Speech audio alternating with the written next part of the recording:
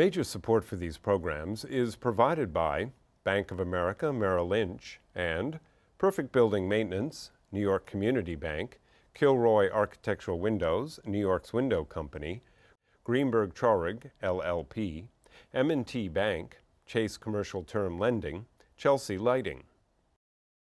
Additional support is provided by Briarwood Organization, Bruce Mosler, Capital One Bank, CASSIDY TURLEY, C.B. Richard Ellis, Cushman & Wakefield, Dime Savings Bank of Williamsburg, Douglaston Development, DDG Partners, Hal Fettner, Durst Fettner Residential, Friedman LLP, Accountants and Advisors, Flushing Bank, Gemini Real Estate Advisors LLC, Genova Burns, Giantomasi and Webster, Investors Bank, James D. Kuhn Real Estate Center at Syracuse University, James Orphanides, Centurion Holdings, Corman Communities, Madison Realty Capital, Margolin, Weiner and Evans, LLP, Certified Public Accountants and Business Advisors, Massey KNAKAL Realty Services, Meridian Capital Group, Newmark Knight Frank, Sterling and Sterling, SJP Properties,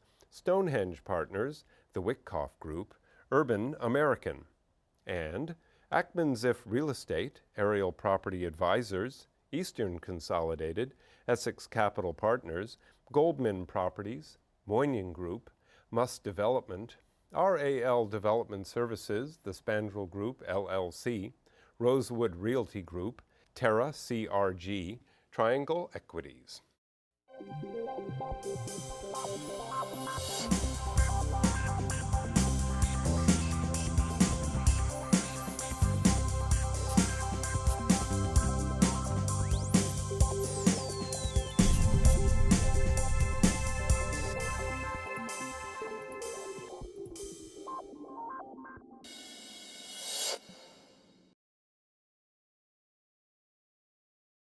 Everyone wants to live in New York City. Everybody wants to live in New York City and convenient New Jersey. They want to be in rental buildings. They want to be in condo buildings. And today I have assembled the people who are building apartments in all different areas. My guests, they include Carl Goldberg, who is the managing principal at Roseland Property Corp., Mickey Naftali, who's the chairman and CEO of the Naftali Group, Zeal Feldman, who's the chairman and CEO of HFZ Capital Group, and last but not least, my buddy, Steve Witkoff, who's the chairman and CEO of the Witkoff Group. So, Stevie, how is the world in 2012? How do you see the market today? I think today the Manhattan market is, in fact, the overall New York market is a very strong market. In fact, I was just reading an article about how... Stop reading. I mean, Mickey will tell you what's going on. No, but about how Brooklyn renters are now looking to come back into Manhattan because they're getting priced out of the Brooklyn market. So. But it's New York is a nice place to live and work, and hopefully it continues. Now, the interesting situation is, you know, I got three people. It's rather interesting the way it's set up. I mean, Zeal and you are really doing more in the condominium focused world, and Carl and Mickey are really doing more in the residential rental world. What do we have in the condominium world? Do we have a world of a tale of two cities? Do we have the lower price and the ultra high price?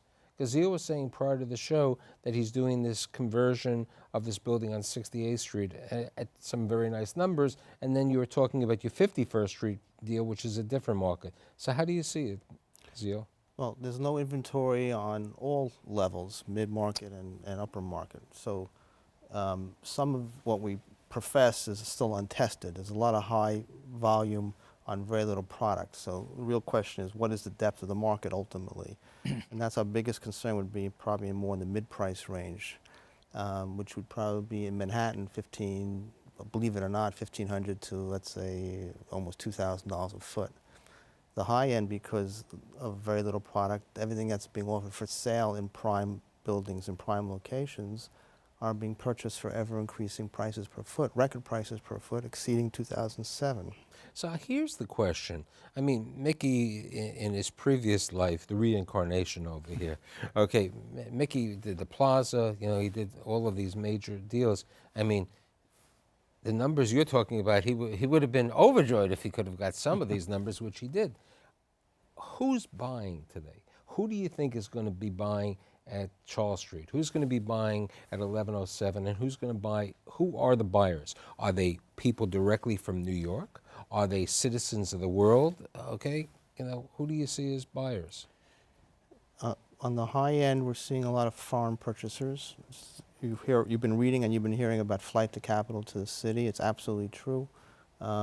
Chinese, Middle Eastern types, both Arabs and Israelis, huge Asian contingency as well. We have Frenchmen who have, in the last 3 or 4 months, have expressed a lot of interest. In downtown Manhattan, where we have a project that we bought the debt called the CENTURION Wall Street, we're selling out almost all to investors, and there it's also Europeans who are looking to park money. So here's the question. Oh, do we have investors or do we have users? Do you see in your property people who are going to live there? Because the CETI, it sounds like it's investors is what you're saying, as opposed to people who are going to be living in that apartment. Steve? Well, I think on Charles Street, which is in the West Village, they've downzoned it, so you can't build it anymore. We don't see foreign investors buying there. We don't think, we think it's people who really want to live in the village, very unique. And actually, I think at 1107, it's probably going to be like that too. But we have a project where we bought debt on 72nd Street, the Miraval, and we have plenty of Chinese buyers there. And so I think Chinese buyers to live or Chinese buyers to invest? You know, it's unclear to me, but I think it's a combination of both. But and I'll tell you something, if they pass these immigration laws, which would allow you to have an extended visa if you buy, Right. then you're going to see it even more. And if you think about it, if the calculus is where is my money best protected if I want that visa, it's probably New York. And who's renting in your developments? I mean, you are like the king of New Jersey residential today. Who's renting in your projects? You have 4 projects you were saying before. We have a combination of young professionals, both married and not married, as well as empty nesters who are leaving the suburbs and coming back to urban locations along the Hudson River waterfront, firstly for access to Manhattan, and communities like Jersey City, West New York, Weehawken, they almost operate now as if they were the 6th borough of Manhattan because of the adjacency of mass transportation. And the price point differential is significant. So if you have people, for example, who live on Wall Street and make $150,000 or $200,000 a year, which is relatively modest by Wall Street standards, they can live in Jersey City at rents that are 65% of what Manhattan rents might be and commute to their places of business in downtown Manhattan in shorter times than if they lived on the Upper West Side. And what's the rents? The rents are about $45 a square foot for the top tier buildings in Jersey City, and we have a comparable product on 21st Street in Manhattan called the Echelon, where those same apartments would rent for $85 a square foot. So there's a significant difference. And Mickey? Well, we are building right now 2 apartment buildings in Brooklyn, 1 in Park Slope. and You the had to second- get a passport for you. I mean, to learn Brooklyn. I'm a Brooklyn boy, so it's a different case. Yeah, and so really the rents at Park Slope and Boerum Hill are around $55 a foot. And you know, it's a great price compared to what we see in the, in a prime, a brand new grown up, a project in Manhattan today, which 85, and some of the buildings are reaching up to $100 a foot. We also going back to the condominium market, which is interesting because I built my career on the condominium market, and I'm doing part of my project, few of my projects right now on the rental side because there is a very unique opportunity in the market. We are also converting a building on 82nd Street between Amsterdam and Columbus. And this is going back to your question. We are expecting to see actually local buyers, the New Yorkers, buying in such a building. I think that going back to, I'm going back to the 2006, 2007, when I was you know, getting $7,000 a square feet, selling some of the units at the plaza, I think that there is still room in some of the very high-end projects, what Zil is doing right now. You know, 68 and Madison is a prime location. He will be able to reach very, very high dollar per square feet because they're really demanding the market, and there is almost no product. Now, what about, I mean, you also have you have Madison Square Park at 1107 in one area, and then Zil has Madison Square Park. One Madison. One Madison. What do you see happening in that market, in your site? Well, again, there is no inventory in One Madison Park. So it's become, the park itself has created followers from all over the world.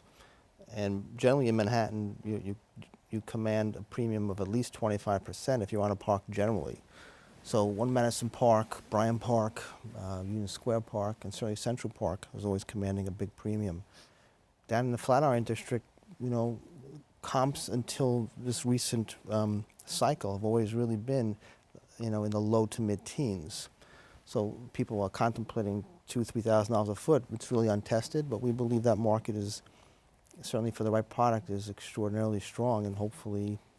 So here's the question. You have all of you have these developments, and since basically developers have this mantra that after I finish one development, I have to do another development. Where can you get land, and what's the price, and how expensive is it today to build? I mean, Brooklyn, you know, as we said prior to the show, Mickey, you know, a couple years ago, you know, $80 a foot, $70 a developable foot. It was Depends where. Right. Depends on where. Where can any of you today find land, and what's prices of development sites? Look, first of all, I at least personally, I disagree that you have to do something.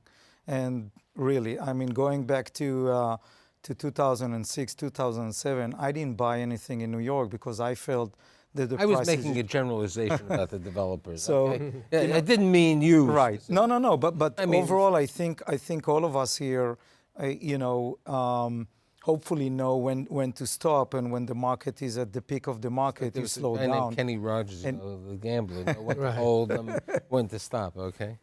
Right, but look, I mean, it really depends on the location. I mean, you can get as high as, you know, as high as $1,000 a foot in some of the locations in the city. I mean, if you will find anything around Central Park, in either Central Park South or West, you will get easy to $1,000 a foot.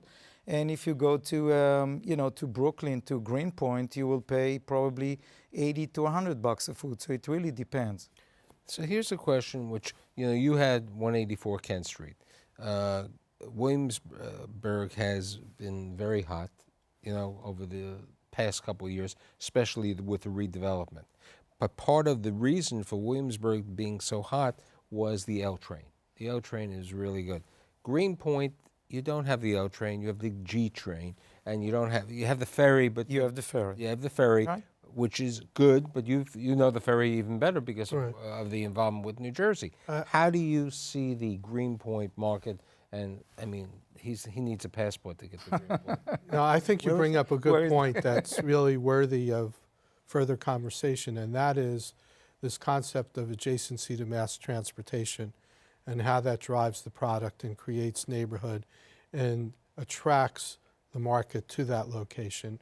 And I think when you talk about the kind of urban infill redevelopment that we're all engaged in, especially in Brooklyn or New Jersey, it really is about access to mass transportation Right. and people being able to commute to their jobs in Manhattan in a very easy, inexpensive manner. And you see that with the ferry, the Trans-Hudson ferry system. You see that with the light rail, the PATH.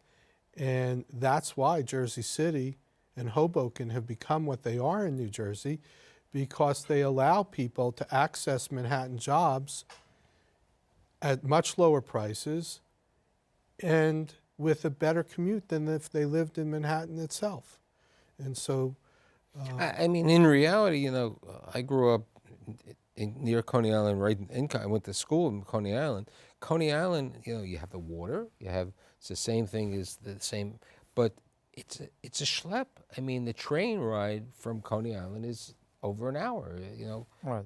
It's the last stop on the train. And do you see? I mean, you've been over your career, Steve, and you've been up in Harlem. You've been around. You've gone to different markets. Do you see perhaps? Would you develop in Coney Island? We develop anywhere. I just think, New York is a pretty magical place today. But I think what Carl is saying, and I think it's very appropriate because it does relate, the 1 hour commute to Coney Island to the city is a problem, and part of the problem even relates to Staten Island. Many people, when the real estate board comes out with their statistics, they don't even include in their sales statistics and their rental numbers the borough of Staten Island. Yeah, but you'll see the circumference go further out, the boundaries go further out if more jobs come into this town. I mean, if we start seeing more tech jobs, and if they pull back Dodd-Frank a little bit and the banks start hiring again. I remember, Mike, when I was younger and I was practicing law, people commuted from, deep into New Jersey and out in Suffolk County. It was no big deal. It's nothing for my father to take the Long Island Railroad and travel an hour and 10 minutes.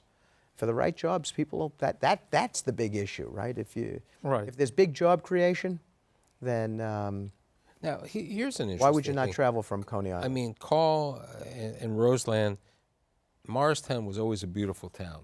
Correct. But there wasn't a resurgence. A couple years ago, where are the people who are living in your Morristown development working? They're working in, Parsippany on the I-287 corridor, on the I-78 corridor. Those are not Manhattan-centric jobs. But they are part of what I think is really driving the apartment industry right now and making it so white hot. And that is there a fundamental shift in the way people in the United States are living? And as you see rates of home ownership plummet, and you see people turning to the amenities and the mass transportation opportunities in apartments, is that a short snapshot of what's happening now, or is there a fundamental shift in how people see their lifestyles in the United States, in the Manhattan market included, where home ownership is not what it was touted to be? And Steve brought up his father, and I'll bring up my father for a second.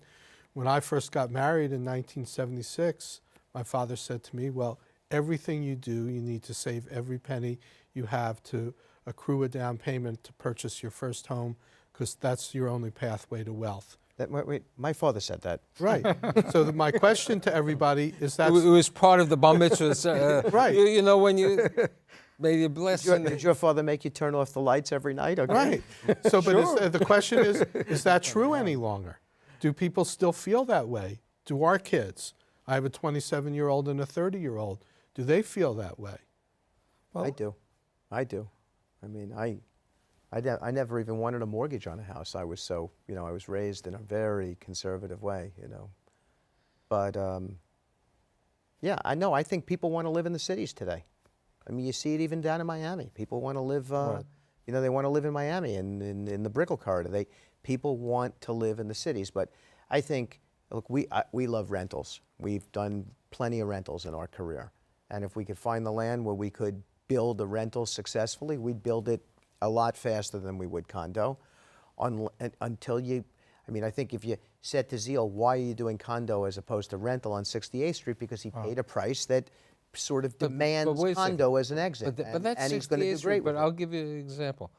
On your project on 51st Street and 2nd, you could possibly get a nice rent as a rental. We can build it to a 7.5 cap, frankly, but my concern on rentals generally in New York is your rents are only coming down and your expenses are only going up. I just don't see rents continuing their upward trend that they are. They're being purely driven by many other factors. One of it is a lack of inventory. Any renter who can live for no more than 20% more and own as opposed to rent in New York is going to be a buyer, assuming everything else is equal.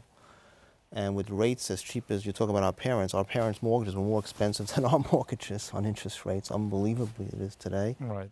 I'm not long on underwriting these 4 caps, 5 caps. Now, the interesting thing is when I've had shows on affordable apartments, you know, literally affordable through the city and other things, it's difficult for people, I don't know if you have any for sale today, it's difficult for people in a certain level to get a mortgage. Right, I mean, it's that's very, very difficult for Exactly. the FICO scores are Right. higher. Right. So I don't think that there is a change. Personally, I don't think that there is a change in the culture. It's really about getting the end loans. Some of the, or most of the foreign buyers that are coming in, they are basically buying all cash. So that's a no issue. That's a different one. But what we see, I think, and I agree with Zil, look, I mean, the rental market is on fire. And when rents are coming up to, you know, in the best buildings to $100 a foot, that's a point that you move back to buy a condo because it doesn't make sense to rent anymore. So the question is, if you as so-called a buyer can get the end loan or not. We're in an extremely unique interest environment right now. Interest rates are so low, so whoever can get a loan, can get a mortgage, will take a mortgage and buy a condo today. It makes sense. So, you know, going back to rental, I think, look, the residential market as a whole is really doing great in New York City. Rental versus condo is basically based on the location and the opportunity that you have. Both of them are very good. It really depends on the location and the opportunity. Now, you know, I do a lot of review and analysis. The number of sales today on the reasonable price condominiums, I'm talking about 800 to 1,000, you know, Williamsburg and all that, they've gone up because people are buying in that marketplace. Right.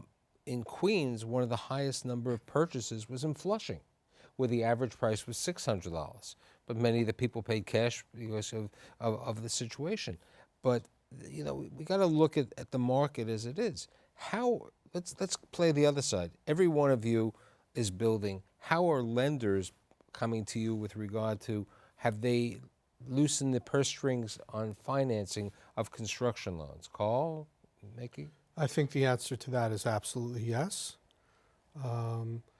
Putting together the financial engineering to start these buildings is significantly easier, but I think, as was suggested earlier in this conversation, you have to be able to demonstrate a yield that's real and budgets that are accurate and well thought out. So the underwriting criteria are much more difficult, but the money is available. And what about the recourse, you know? Yeah, but before the recourse, I think that what is the big difference is, yes, there is no question it's easier to borrow money today, but the lenders are really, really, you know, picky about who they're lending to. So if That's you're not, absolutely accurate. and that's the difference in the market. So you don't see, you know, all those so-called one-time developers that enter into the market and just got financing. So what we see, That's I how these two guys bought their properties No, no. recently. Those No, are no, the not top them. experts. No. They bought it because somebody bought the property before who was Right. inexperienced. No. Correct. Okay, that's what I'm saying. And then you've been able to take over because the bank, in many cases, gave them the correct. opportunity to So buy the so notes, if you're there is a tier of a very narrow tier of players, developers and investors that can really get financing today in a relatively low, you know, very attractive rates. But if you're not part of this group, either you don't get financing or you pay a lot for it. And it's nowhere near the leverage levels, Mickey, right? Right, right. It's 50, 60% leverage. That's the best borrowers. Right, for Right. the best borrowers with pristine financial statements, with top end recourse. And so I think they're pretty careful. And Right. we're talking Manhattan. We're talking New York now. Right. Take this. There's no conversation down in Miami. I can tell you that. Right. But there, you know, I had dinner last night with the president and CEO of a 13 or a $14 billion New Jersey-based bank. And we were talking about, he's into the lending business, and I said construction lending. He says, yeah, we're doing it. But he brought out a very interesting, he says, we did in 2006 and 2007, and the $170 million of bad loans that we had, 85 million were for bad construction loans. But he said, you know, I like the yield. I said, you know, there's a risk reward. You know, it's nice that you're getting a higher price on your interest, but you're taking a much more risk situation, and banks are risk reward oriented. I tell you, we're doing 2 construction loans now. If you look at, these are 50% loans that are probably a 9 unlevered to the debt if the buildings were converted to rentals. Those are incredible credits for banks to lend on today. Right. So it's a pretty interesting place for banks to lend, and they have to get their money out. So why not in this market? I think, by the way, the banks will migrate out of New York. They'll be down in the other major markets soon. Now, you know, you brought up the fact that your dad lived in Long Island and commuted. There are limited, and I've done shows, and you've been on some of my panels on this. There's a total lack of affordable housing in Long Island, but there's a need for housing in Long Island the same way that Carl and Roseland has done that. And we spoke about this once. Do you think Zio or you would ever go to that part? I know it was hard enough for Mickey to get to Brooklyn, but you know, to Long Island to develop. They're going to have to change it a lot. I mean, look, they've retreated on a lot of things in New York City. There's no more 80-20 funding really. 421's up in the air. Yeah. You know, until you do those sorts of things in these places where it's hard to underwrite rents, you're not going to get developers coming in. But you bring up a very interesting point, tax abatements. Right. Right. Without tax abatements, how do developers, I mean, you know, Zio was bringing up a great point before about operating expenses in a building. Taxes today could be $25 a square foot for a building in Manhattan if you don't have abatement. Correct. I mean, I think that's an excellent point, and I will tell you, none of the development that took place along the Hudson River waterfront over the last decade would have done so without the benefit of payment in lieu of tax agreements. Right. Because the underlying ad valorem rates were so volatile as to create a situation where the lenders could not underwrite the debt accurately. And so New Jersey, fortunately, came to the conclusion accurately that they needed to fix those tax obligations as a percentage of gross receipts, and that opened up the door. So those kinds of government, for lack of a better word, subsidies are imperative. and I think I agree with you 100%, but I'm going to give you another point. We have today, we have a lot of buildings coming on in Lower Manhattan, office buildings, and we have a lot of B and C office buildings. And in the 90s, you remember when you bought properties down there, you were able to, if you converted them to a residential, you had a 421G and you had a full tax abatement. You don't have that today. How does somebody go in and take a building without a tax abatement and pay the full thing? They're not going to. I don't think at today's land prices that you can get funding from a bank for a rental today. I don't believe. No, I mean, for rental, you're right. Maybe if you're Lenny Litwin, you can, with a Rudin family. But I mean, generally speaking, I just don't think that a bank is going to underwrite a rental unless there's a very, very deep check. So I think, in conclusion, it looks like the market is great, but I have to be semi-pessimistic with what Zio is saying, that you can rent an apartment to a point of a level, but sometimes, as they would say, you can't cry uncle. I can't get any price. You have to make it reasonable, and the units are there. And I'd like to thank Carl Goldberg, Mickey Naftali, Zio Feldman, and Steve Witkoff, and I'll see you next week.